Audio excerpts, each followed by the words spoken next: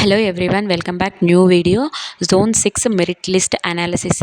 నేను according to ranks, hall ticket number, names PDF చేసి పెట్టాను గైస్. ఇది వీడియోలో చూసుకోండి మీ నేమ్ ర్యాంక్ ఎక్కడి వరకు ఉందని. ఫస్ట్ ఓపెన్ కేటగిరీలో పోస్టులన్నీ ఎక్కడి వరకు ఉందో అక్కడి వరకు కట్ చేసేయండి.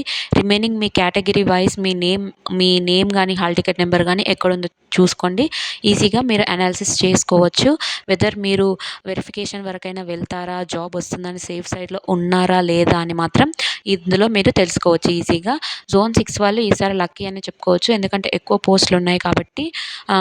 ఎక్కువ పోస్టులు కంపేరిటివ్లీ అదర్ జోన్స్ కాంపిటీషన్ కూడా కొంచెం తక్కువనే అనిపిస్తుంది. జోన్ 5, జోన్ 4లో హైయెస్ట్ కాంపిటీషన్ ఉంది గైస్. ఇంకా మీకు ఈ పీడిఎఫ్లో అర్థం కాలేదంటే let me know in the comment section. నేను పీడిఎఫ్ కానీ లింక్ కానీ ఇవ్వడానికి ట్రై చేస్తాను. Subscribe and like guys, support our channel. ఇంకేమైనా డౌట్స్ ఉంటే కమెంట్ సెక్షన్లో కమెంట్ చేయండి.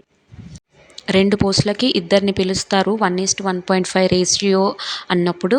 సో మీరు వెరిఫికేషన్ వరకు వెళ్తారా లేదంటే సేఫ్ జోన్లో ఉన్నారా, పక్కా వస్తుందా అనేసి చూసుకోవచ్చు. సో మనం లెస్ మార్క్స్ ఉన్నా మాకు రాదు అని డిసప్పాయింట్ అవ్వడానికి కూడా లేదు. Reservations, experience, date of birth అన్నీ కన్సిడర్ చేసి వాళ్ళు లాస్ట్కి ఫైనల్ మెరిట్ లిస్ట్ పెడతారు. సో చెక్ చేసుకోండి.